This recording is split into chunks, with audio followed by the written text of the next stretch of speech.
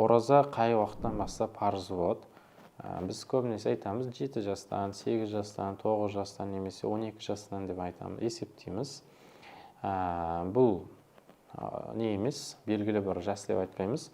Ораза жалпы адам балиғат жасына толған адамға деп есептелінеді. Балиғат жасы ол әр адамда әртүрлі болады.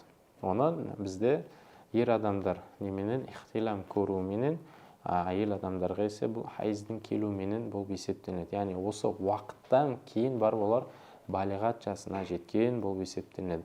Мысалы кейбір балаларда 9 жасында, кейбір балаларда 10 жасында, кейбір балаларда 11 жасында болуы мүмкін. Сол себепті нақты бір жаспен есептей алмаймыз.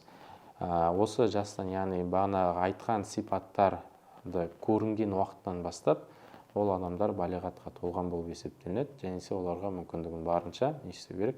Ораза айында оразасын ұстауы, намаз уақыттарында намазын оқуы керек болады.